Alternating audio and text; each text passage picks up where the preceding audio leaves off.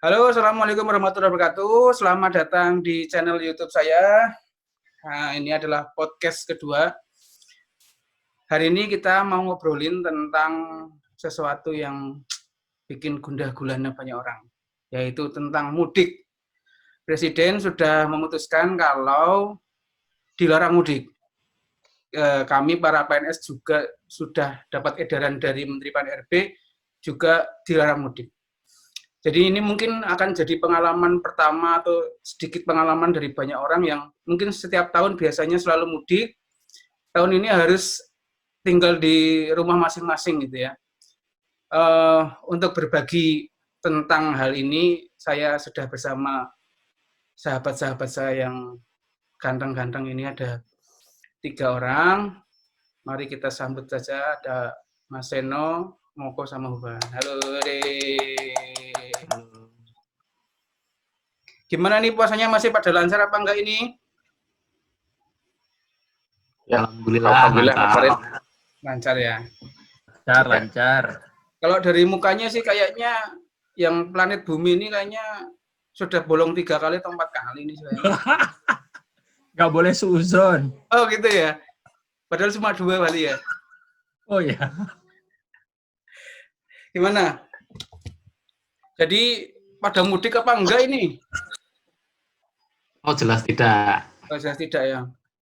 Mas Enong lihatnya mudik gitu. Saya udah beli tiket PP kereta, sudah dibatalkan. Kalau mungkin masing-masing cerita silakan. Bagaimana rencana mudik yang sudah direncanakan tapi tiba-tiba batal? Silakan. Mungkin dari Mas Eno dulu lah, yang urut dulu lah. Kebetulan karena keluarga besar di Jogja dalam beberapa tahun terakhir itu Simbah udah nggak ada, jadi ya, selalu tiap tahun mudik ke Jogja. Jadi kadang mudiknya cuma antar kecamatan atau antar kelurahan di Cibinong, Kabupaten Bogor. Ya. Itu ikutnya mudik apa pulang kampung? Oh iya ya, mudik kalau pulang kampung kalau itu. Antar kelurahan, antar kecamatan, bukan antar kota. Kalau Mas Moko gimana? Ya, sebetulnya kalau setiap tahun kan saya ini selalu mudik, Mas. Entah itu saya ke Jogja atau lebih tepatnya Bantul sih. Atau ke Medan. Memang selama 10 tahun ini setiap tahun tuh saya selalu mudik lah ya. Kecuali di tahun 2015 waktu itu saya tidak mudik karena istri tua hamil. Istri hamil tua maksud saya. Istri tua apa istri muda ini? Istri hamil tua maksudnya. Istri hamil tua. Nah, jadi mungkin dengan tahun ini jadi 2 kali nih nggak mudik saya, Mas. Kalau Huvan gimana, Van? Oh, kalau mudik itu udah wajib lah gitu kalau buat kita, karena jadi belum pernah lah selama tinggal di Bogor ini, belum pernah sekalipun nggak mudik lah gitu. Mungkin pertama kali, karena ya itu tadi, kalau nggak mudik jelas dipecat jadi anak nanti, jadi wajib lah mudik. Nggak kebagian warisan sih ya, ini pengalaman pertama gitu, jadi ya nikmatin aja lah gitu. Nikmatin aja ya. Kalau mudik kan kita flashback lah. Mudik tuh kan seringkali identik dengan puluhan jam di jalan gitu ya. Jadi selama menikmati mudik beberapa tahun belakang, ada nggak kenangan yang paling teringat lah selama mudik, entah karena durasinya lama banget, entah karena mungkin kesasar atau segala macam. Kalau sekarang dari yang paling jauh dulu, ini mau apa Hufan ini yang paling jauh mudiknya nih kalau dari Bogor ini? Sama mungkin ya. Sama ya. Oke, Mas Moko dulu lah silakan. Moko jauh naik gunung. Ujung pantai. Gimana, kalau saya dulu waktu pengalaman perjalanan paling lama itu ya waktu Brexit kalau nggak salah tahun 2016 ya. Waktu itu perjalanan ditempuh selama hampir 30 jam lah. Itu saja saya masih lewat jalur selatan. Jadi saya belok ke arah Bumi Ayu. Ada teman saya itu yang lurus lewat Brebes itu sampai mungkin hampir 48 jam sampai Jogja. Ya mungkin itu ya, jadi waktu Brexit itu memang pengalamannya luar biasa, Mas. Jadi waktu itu bensin jadi tiba-tiba 1 liter sampai 25.000. Ya mohon maaf sampai ada yang buka toilet dadakan lah dengan kondisi yang tidak memadai dan sebagainya ya. Itu mungkin salah satu perjalanan yang cukup menyita energi lah. Padahal nyupirnya gantian nggak sama istri? Nyupir sendiri? Ya, gantian tidur lah. Nggak bisa nyetir, Mas. Kalau Van gimana, Van?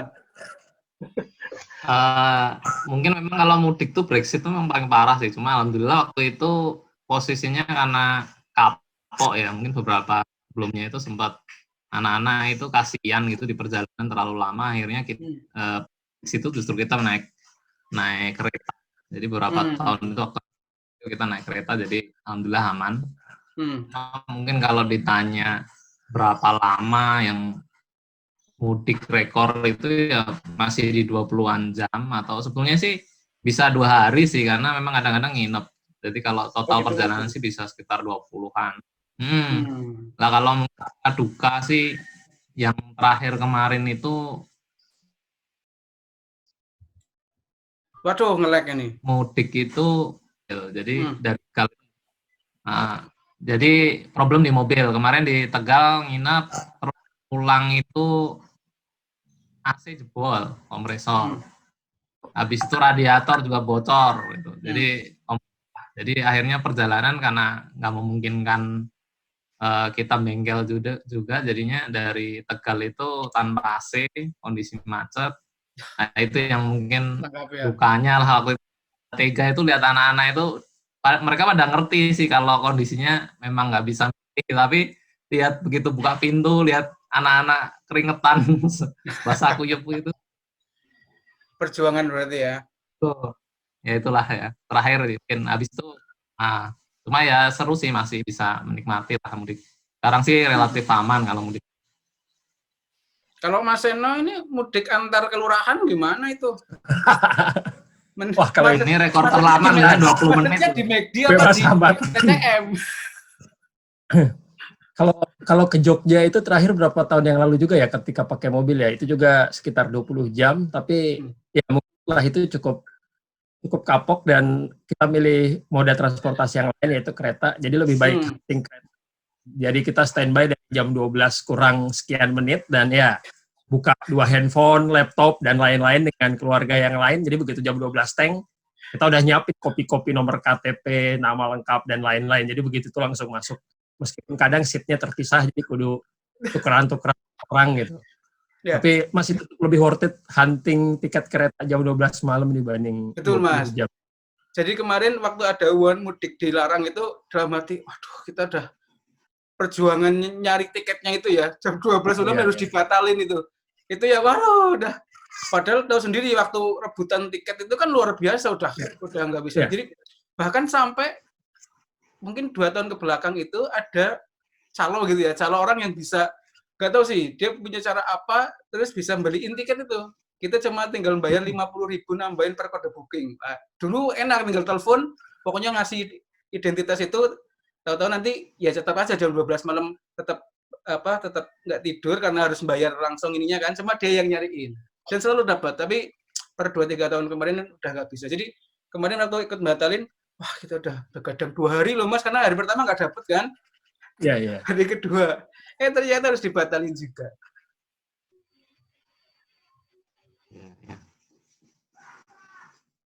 Giliran hostnya dong, cerita. Mudik ke rumah siapa? Kemana? Gak enak nanya. Nah ini, tapi menarik ini Mas. Jadi ini kan mungkin kita akan kayak Ufan, saya, atau mungkin pertama kalinya lah tidak mudik gitu ya. Jadi apa sih yang akan mungkin berbeda, yang akan dialami, entah mungkin tadi lah, kalau di rumah kan biasanya makanan udah unlimited gitu ya. Kemudian pasti jalan-jalan ketemu keluarga yang itu udah pasti nggak akan bisa digantikan lah, walaupun sekarang bisa video call kayak gini, tetap aja ada hal-hal yang mungkin tidak bisa digantikan. Kalau sharing silahkan, mungkin kira-kira apa sih yang akan sangat berbeda dari Lebaran dan mudik tahun ini? Mungkin dari Moko dulu silakan. Ya ini yang mungkin sampai saat ini masih bingung juga ya, mau ngapain di rumah. Ya paling yang dilakukan sampai saat ini ya nyetok kue Lebaran lah, nyetok stok untuk makanan dan sebagainya. Nyetok itu bikin apa beli? Ya, anu lah, 50-50 lah. Ya kebetulan kan yang di rumah jago masak, entah. Oh Tapi gitu. tidak terima order ya. Pamer. Itu pamer apa kode? Berarti nanti ada open house di rumah Moko. Virtual, Wah, virtual open Bila. house.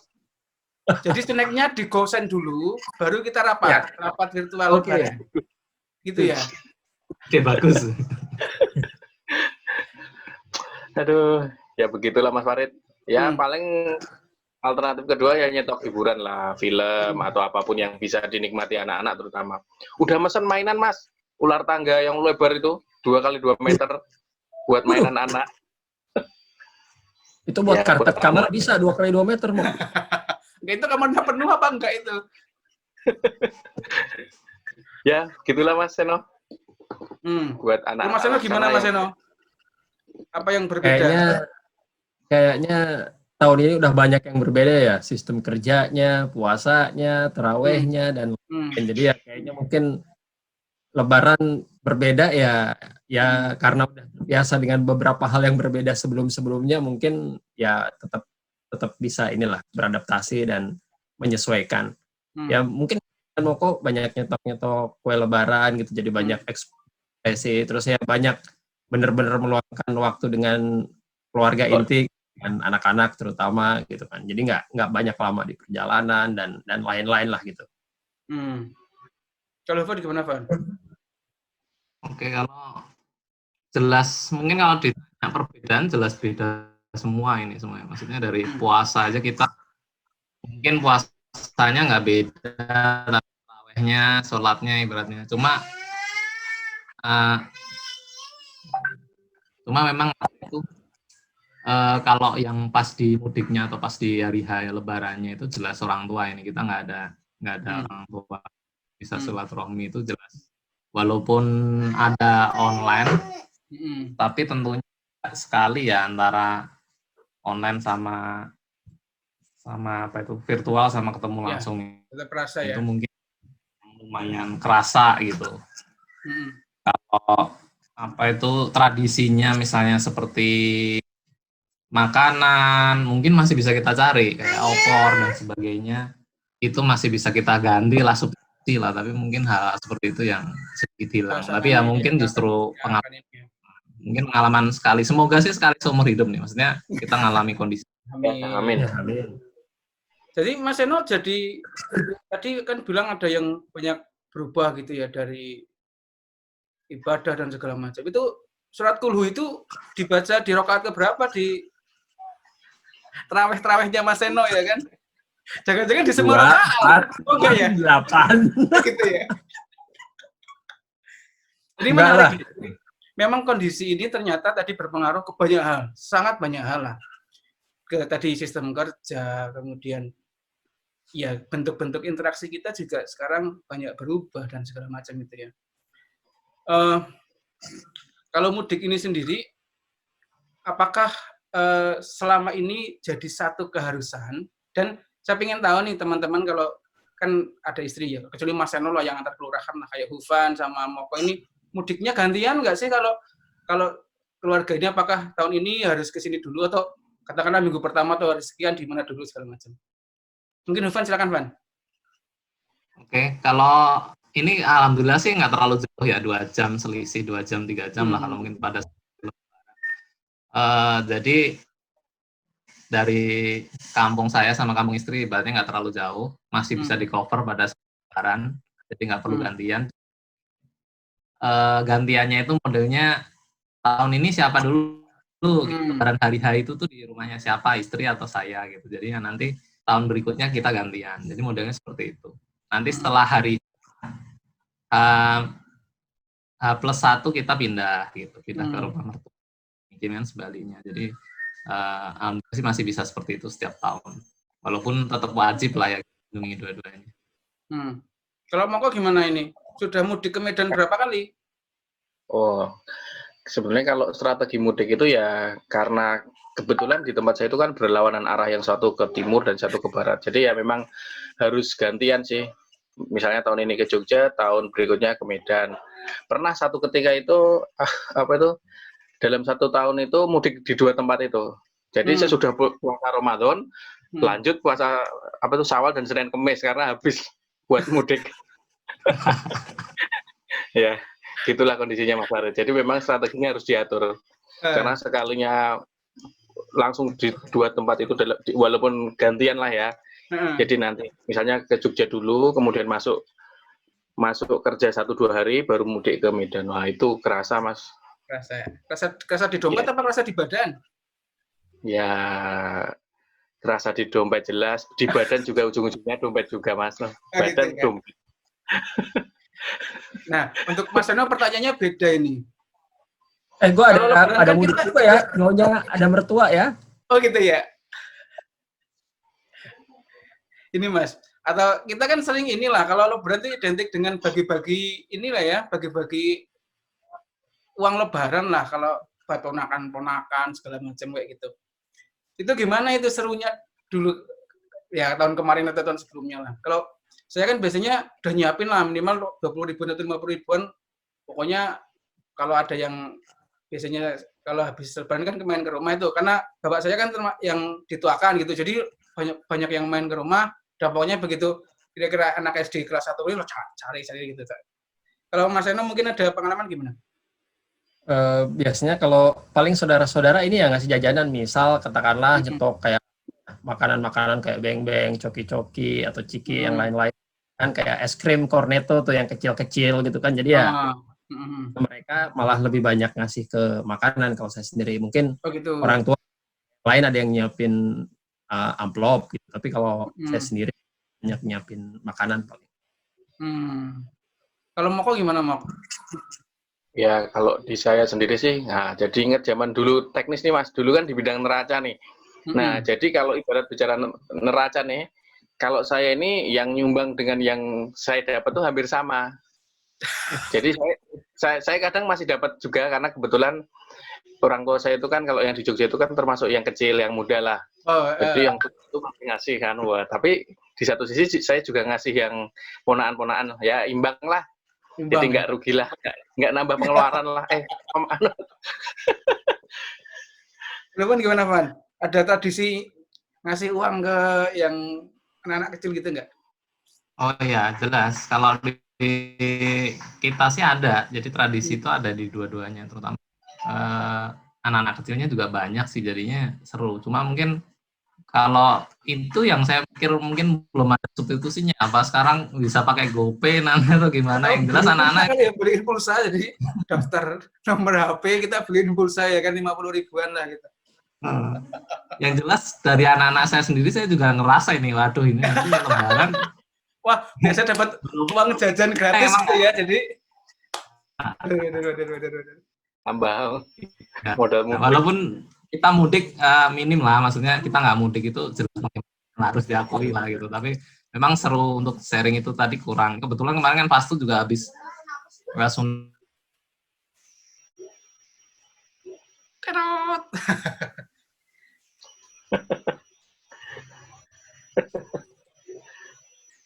Bukan putus-putus. Nih, yang lain pakai WiFi apa emang ini? Loh, kita pakai My Republic lah. Oh ya, Excel Home. Terus ini kalau di keluarga masing-masing kan biasanya ada makanan khas yang dimasak lah ketika lebaran gitu ya. Bisa jadi makanannya tidak harus khas daerah, tapi pokoknya makanan itu biasanya ada lah. Kalau saya misalnya ada sambal daging pete misalnya seperti itu. Nah kalau di keluarga masing-masing ada nggak makanan-makanan khas keluarga lah yang benar-benar kalau itu dibuat berarti ini saatnya lebaran lah kayak gitu misalnya. Mas Eno mungkin Mas? Mungkin agak umum dengan kebanyakan orang ya, seperti misalnya opor, kreceh gitu, dan sambal goreng ati, mungkin itu. Itu rencana lebaran tahun ini bikin sendiri, dikonsumsi sendiri apa mau digosen ke saya? Nah itu. Nah itu yang masih perlu dipertimbangkan. Gitu ya. Kalau Moko gimana Mok? Bantul ini apa ini makanan khasnya dan keluarga suka masak apa kalau lebaran? Sebenarnya hampir sama dengan yang lain sih, tetap sama opor ayam, kemudian sambal goreng daging, sambal goreng krecek, gulai gori. Nah, mungkin kalau ya khas Bantul biasanya itu ya ini gudeg manggar itu loh, yang dari kelapa. Nah, itu yang mungkin sesekali masak. Lebihnya kalau keluarga masak itu ya dibagikan dengan keluarga yang lain, karena kan kebetulan mereka mudik dan memang mungkin salah satu makanan yang dikangenin ya itu. Gitu ya. Tahun ini mau bikin sendiri di rumah atau mau nyobain makanan khas Bogor? Sudah latihan sih kemarin masak sambal goreng krecek, Mak Nyus. Oh gitu ya. Dan tidak menerima Gusen, maaf ya. Kalau Van gimana Van? Biasanya itu masak rencana apa? Nanti Lebaran paling pesen McD. Jangan salah. Kayak gitu Van. Kalau makanan sama ya, maksudnya kupat opor itu tetap yang favorit lah kalau Lebaran, karena memang kalau di kita juga walaupun rasanya beda lah itu yang soto itu. Misalnya sih memang kalau jajanan-jajanan yang ini kayak mau gudeg lah, bakmi Jawa dan sebagainya masih relatif kita bisa substitusi lah di sini lah gitu. Cuma mungkin orang tua itulah yang mungkin yang khas lah itu, rasanya mungkin rasanya kalau kita beda gitu ya. Kita beli. Itu sih. Terus mungkin agak melebar ini. Kalau selama ini kan jadi pandemi ini kan sudah hampir 2 bulan ya kita alami ya gitu ya. Ini mengubah banyak hal terkait tadi dengan metode komunikasi kita gitu. Selama ini dengan keluarga, terutama yang jauh-jauh ini, gimana komunikasinya? Apakah lebih intens? Kalau saya sih pribadi lebih intens video call sekarang. Jadi video call, karena kan sekarang nggak usah bisa berbanyak orang nih, bisa 8 orang gitu ya. Jadi kemarin nyobain, lumayan juga, seru juga, berenam gitu, dari 6 lokasi berbeda gitu. Dan mungkin yang lain punya cerita, silakan. Siapa dulu, monggo? Mau Moko dulu boleh? Iya. Ya sama Mas Farid. Jadi mungkin hal yang sering dilakukan itu adalah video conference, dan kebetulan WhatsApp kan bisa 8 kan sekarang ya. Ya paling kita sering melakukan komunikasi, biasanya habis buka menanyakan hari ini buka dengan apa atau dan sebagainya, atau pada saat sahur. Nah, ngecek sih sebetulnya cucunya ini udah pada sahur atau udah pada bangun belum. Cucunya udah, bapaknya belum. Biasanya gitu Mas Farid. Jadi yang sering dicari neneknya sekarang memang yang paling sering cucunya sih. Kalau orang tua sih ya paling ya sesekali sebentar. Memang dalam suasana begini mereka lebih kangen ke cucu-cucunya sih. Oke Mas Farid. Nah, Givan gimana Van? Iya sih, kalau mungkin benar juga sih bahwa sekarang mungkin entah kenapa mungkin komunikasinya sebelumnya mirip-mirip aja ya. Cuma karena sekarang kita dipaksa, jadi akhirnya video call memang masih jadi andalan ini, paling nggak untuk melepas kangen lah ya. Kita bisa ya selama ini kita coba juga beberapa kali, bahkan kemarin kan kita biasa kalau sebelum puasa terus atau memperingati orang tua kan kita juga yasinan gitu. Jadi ini udah 2 kali nih yasinan sambil video call nih gitu ya. Bareng-bareng kita video call, kita rame-rame. Mungkin nggak kadang-kadang putus, tapi kita masih coba nikmati posisi seperti inilah. Kalau Mas Eno gimana Mas Eno? Kebetulan sehari-hari biasa juga cukup intens ya, orang tua cucunya maksudnya. Jadi juga udah bisa ngangkat handphone kan, video call begitu, yang nelpon neneknya atau kakeknya dia langsung otomatis ngangkat terus ngobrol gitu. Terus karena cuma paling kalau video call itu grup juga cuma bertiga ya, adik di Jakarta gitu, terus saya bapak ibu gitu. Jadi bukan grup besar gitu, paling cuma 3 itu. Mas Eno kan cuma tinggal pindah ke ke kelurahan lain, ke kecamatan lain nih dalam satu kecamatan. Ini pernah nggak nengokin orang tua langsung? Itu melanggar PSBB nggak, Mas? Oh. PSBB ada jamnya kan ya? Pagi doang ya?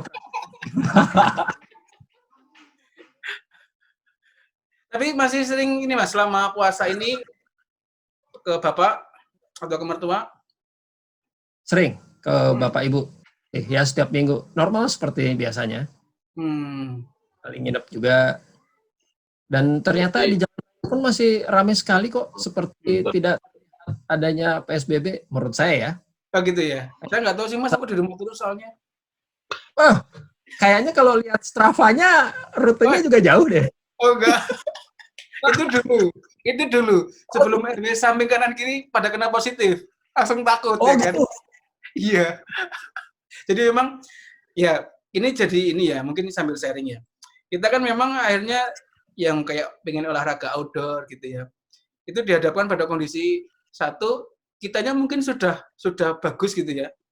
Yang lain pengguna jalan lain ini yang tidak bagus gitu. Apa sih yang pada nggak pakai masker lah, kemudian lingkungan juga ada yang kena lah dan segala macam. Kita ya mau tidak mau kan jadi takut juga, akhirnya memilih sekarang olahraganya indoor saja dulu lah gitu. Kalau antara Hufan sama Moko ini sudah jadi pelanggar PSBB belum ini? Saya paling saya ini bingung juga sih. Oke, Mas Moko dulu. Kalau saya sih paling keluar rumah itu hanya ke kantor, misalnya kalau ada keperluan tertentu atau belanja. Belanja pun sekarang sudah mulai dikurangi, lebih sering ke online karena memang sudah trennya pedagang sayur pun sekarang sudah banyak yang menyediakan fasilitas online dan mau nganter ke rumah. Jadi memang banyak hal yang berubah memang saat ini tuh. Jadi kalau dibilang melanggar sih paling jangkauannya hanya rumah kantor yang relatif dekat, hanya 5 kilo. Di luar itu sih saya lebih banyak di rumah. Bahkan untuk keluar kompleks pun sudah jarang ya. Ya sama sih. Keluar hanya logistik. Ibaratnya di radius 5 kilo ya sekedar beli logistik, itu pun yang keluar biasanya dari mobil saya. Keluarga enggak lihat suasana sekitar lah, ngatasi kebosanan mereka. Kalau olahraga jelas, kalau kebetulan sih olahraga dalam rumah masih belum menikmati nih, jadi tetap lari hanya sekitar komplek aja, dalam komplek yang ibaratnya klaster lah gitu lah, nggak terlalu jauh, taman-taman depan aja. Jadi mungkin ya trekkingnya itu aja, tapi muter-muter berkali-kali lah gitu. Ya. Oke. Menarik sekali ya, ternyata memang berarti ini bisa dipastikan tahun ini kita tergabung dalam No Mudik Club semua ini ya. Nggak ada yang mudik berarti ya. Ya Mas Eno lah, bisa mudik lah kalau cuma inilah. Ya nanti saya wakilkan. Diwakilkan ya. Ini kalau kita lebaran video call kayaknya seru juga ya, lebaran virtual gitu ya. Ya, kelihatannya boleh. Boleh. Ya tadi tapi siapa yang gosen snack dulu, siapa yang gosen ketupat dulu. Saya sih sebagai lajang sih menerima lah kalau mau dikirimin apalah gitu. Kirimi beras aja ya.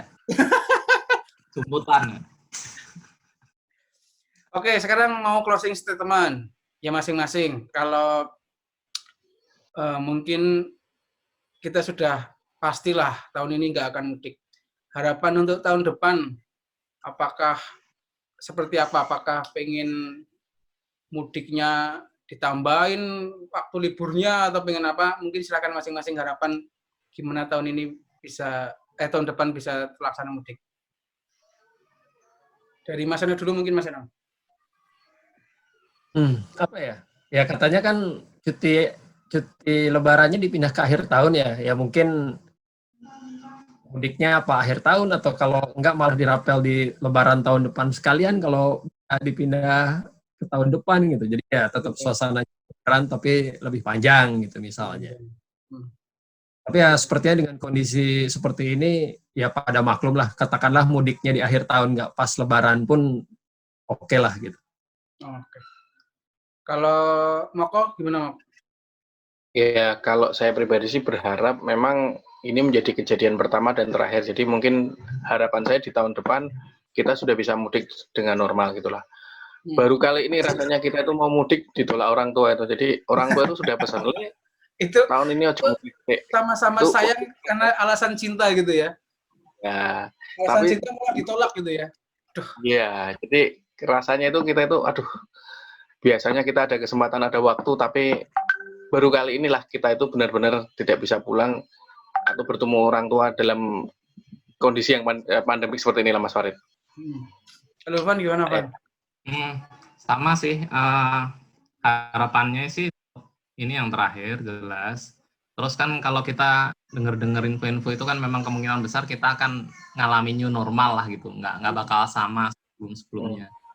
Ya, saya sih kadang-kadang kepikiran ya, kita ketemu sama tetangga aja salaman, yang biasanya salaman sekarang udah nggak salaman gitu. Semoga sih kalau dibilang harapan, ke depan tuh hal-hal yang istilahnya apa itu rutinitas yang sebenarnya sudah baik seperti itu kayak budaya sungkeman, budaya ini dan sebagainya itu masih tetap ada lah. Walaupun tadi ada perbedaan mendasar yang akan hilang lah gitu, maksudnya ada beberapa yang mungkin kita hilangkan demi kebaikan, tapi semoga ini yang terakhir. Walaupun ada new normal tuh ibaratnya apa ya, local wisdom yang seperti itu tuh masih ada gitu loh, kalau kita tetap masih bisa salaman lagi gitu, terus kemudian bisa sungkem gitu sama orang tua. Terus kalau soal lebaran mudik itu ya itu bisa kita ganti lah. Semoga tahun ini kita masih bisa ngalaminya entah Idul Adha atau mungkin akhir tahun atau terpaksa-terpaksanya ya tahun depan. Tapi menurut saya untuk bisa ketemu keluarga dan maaf-maafan semoga tidak hilang Mas. Oke, siap. Oke, baik. Ini sepertinya sudah harus dituntaskan. Terima kasih nih Mas Seno, Dufan, Moko sudah bergabung. Jadi kita mau buka puasa virtual kapan ini? Oh, kapan aja itu. Kapan aja ya. Oke, terima kasih. Siang-siang. Saya sih curiga Mas Seno nih mukanya kayaknya berurusan. Udah naik berapa kilo ini ceritanya? Iya, makanya. Ini puasa kayaknya tambah ini aja ini ya. Ini mungkin nanti di podcast nomor 5 lah kayaknya kita membahas sudah naik berapanya itu ya. Oh ya, boleh. Oke, baik. Terima kasih atas kehadirannya di podcast hari ini. Semoga sharing ini nanti dapat dinikmati oleh banyak orang. Videonya akan saya unggah di YouTube. Nanti mungkin kalau ada komen dan lain-lain kita bisa berinteraksi di YouTube. Oke, saya tutup. Terima kasih. Wassalamualaikum warahmatullahi wabarakatuh. Sampai jumpa.